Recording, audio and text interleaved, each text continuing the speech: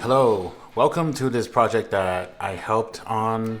We filmed this in February of 2024, so it's been a while now, just about a year.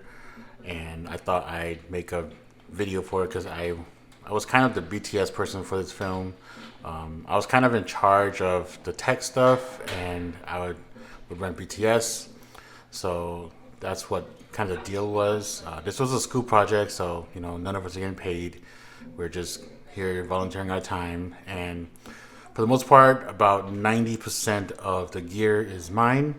The only things that aren't mine are a lot of the grip stuff and the lenses that we rented, which is the Survey anamorphic lenses, which I kind of dislike, but it doesn't matter. For the first 2 days, we were at this climate controlled storage facility. Our director, she rented out a unit for us to use, and they allowed us to film here as well, so it was really cool. Only disadvantage was we had no source of power, and this day actually made me consider buying a battery station. The reasoning was we're running everything off batteries, lights, obviously the cameras, the monitors, everything, and we were pretty close to depleting all of our resources by the end of the day. So for day two, I rented my buddy's battery station, and we used that, and that really helped out on, the swapping out the V mounts and everything like that. So that was good. We are running my FX30 on the gimbal, and the gimbal is attached to the shoulder rig, kind of like the creator style. If you watch my videos, you saw me kind of contemplating which system is good, and the director, she wanted to go this way, so that is what we did. And yeah, it turned out pretty okay. We were on that rig the entire time for the entire production, so it was just that very specific look the whole time. And if you're a cinematographer, you kind of want some different looks here and there. So it kind of gives some disadvantage in that sense, but it's what they want. So that's just how it goes. Not only that, we were essentially on a 35 millimeter, like 95% of the production day, mainly because if we had to switch lenses, we kind of had to rebalance it. And every time I told the director that, and I was like, it might take us 10 minutes. She was like, we'll just stay here. But in day three, I was like, we really need to switch lenses. So I just kind of sacrificed the motors of the gimbal a little bit. And the weights aren't that much different, so it wasn't a huge strain on the motors. But yeah, that's just the decision that we kind of did. That's one disadvantage. If you're kind of running behind, you have to really think about stuff like that. I did put in very detailed notes about that very specific situation, so they kind of knew ahead of time. But then, obviously, there's a lot on people's plate, so they don't really think about stuff like that. That's why I'm there. I kind of give them, this is what's going to happen if we do like this. That's the type of situation. For the most part, everyone here is a student. There's some that might not be, but then all the crew, they're all students, and they have little experience on set and tech and that type of stuff. So that's why I'm kind of there to kind of bridge between one who has experience and one who like don't know as much, to kind of help guide them along the way.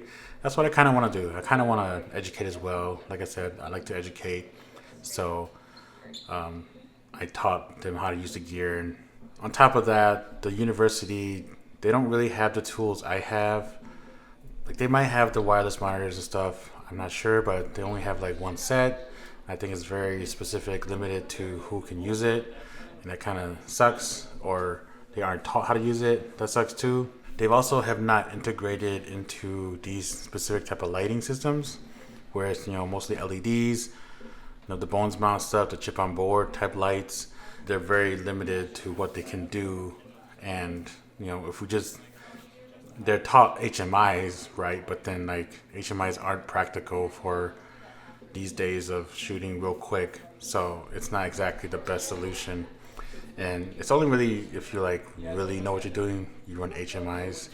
Otherwise, they do have these LED lights that when they first came on board, I was still kind of part of the MSU, and I used it, and I was like, these kind of suck. I hate them. They are gigantic. I think they're only 100-watt equivalent, so they aren't that bright for how big it is. But then that was at the time when LEDs were just kind of becoming a thing. So I understand technology wasn't as great now. Like now we have 60-watt lights that can run off, a battery. So, things have changed since then. So for the lighting setup on this first day, you notice that we didn't do much. The gaffer, they just kind of taped up the sensors of the bulbs just to kind of have them not turn on. And they kind of control the lights with gaff tape, just covering it up here and there. So that's what the main lighting manipulation they did. It kind of didn't work out that great because the lighting ended up changing here and there during the shots, and there was a lot of shots that did not match, and that was kind of a problem. I have the raw footage, so I was able to look at it, but then I couldn't really do anything because we shot it, right? And I didn't want to be the person to kind of be in charge because right before this, I was on a project where the DP didn't really know how to be a DP, and I was supposed to do this where I just kind of did BTS, and I was kind of there to help out and be in charge of tech a little bit, but not be in charge of anything really. But then we lost a bunch of crew members, or they never showed up, so I had to step up and become the AC and help lighting and help sound whenever needed. So I wasn't able to run any BTS on set really. And then in the end, I was kind of the DP. I just didn't figure out the shots. That was about it. Otherwise, I would tell the gaffer, like, let's set up lights here, lights here, lights here, lights here. And then, it just turned out that way. And I did not want that to happen on this one. I didn't want to have a say at anything. I would probably suggest stuff to the gaffers, like, I think it needs some light, but then not say stuff like we need to do it like this, because that's not my job, right? That's not my role, and I shouldn't be doing that type of thing. I'm just BTS in the end. So oddly enough, I actually really enjoy filming BTS and kind of doing this role on the side where I have no responsibilities for any department. I'm just kind of the guy to fly on the wall almost and just film BTS and just kind of, help guide everyone if they don't know what they're doing. Obviously, only certain sets where like people aren't as experienced, well, I would do this. But like, if it's sets that we all know what we're doing, obviously I'm not going to do it. I do still really like running BTS. So if I can run BTS on a set, I would love to do it. I feel like running BTS is pretty simple. I'm not saying the difference between filming BTS and being the BTS person. I just like to film whatever is happening, and then give it to the editors or the directors or whoever that's going to edit it. I don't want to be in charge of behind the scenes because, we interview people and the cast, the crew, like how's it going, stuff like that. And I'm not going to do that.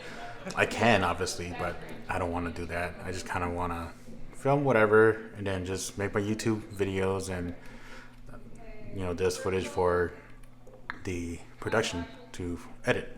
So this first day we weren't filming in the unit at all because it was unnecessary, so we just stored all our stuff in there, and we were able to store it overnight for the next day, which is amazing. But then the next day we're filming a lot in the unit, right? And we're also seeing a lot of the hallway too, so we had to change things up. So on day 2, I'll kind of explain that more.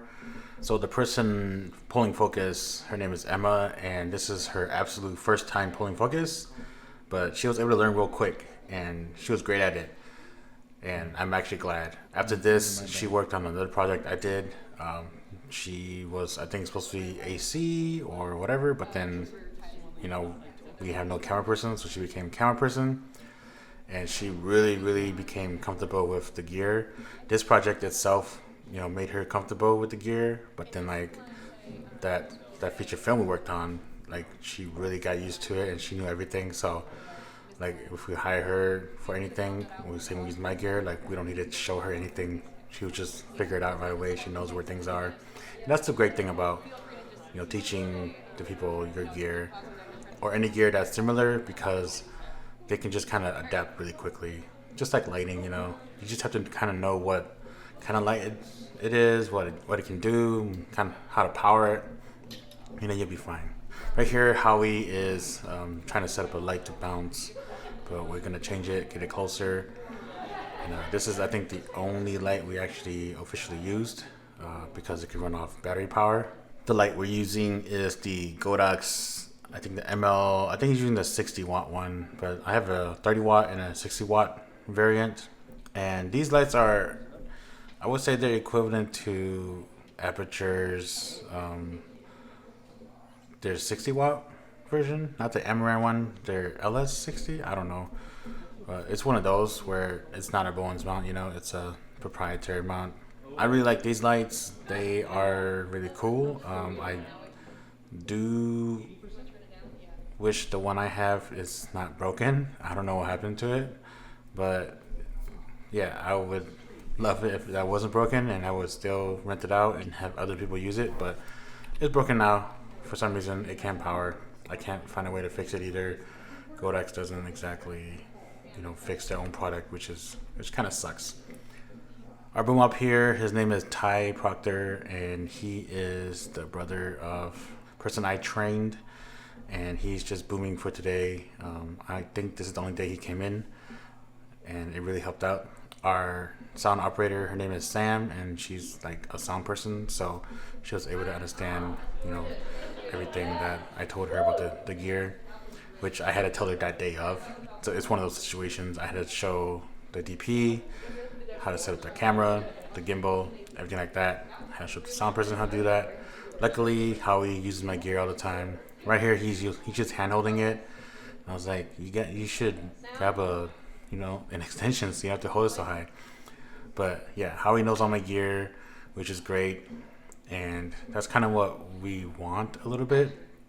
Just so they know what I have, and then if they want to rent it, borrow it, they could just do it right away.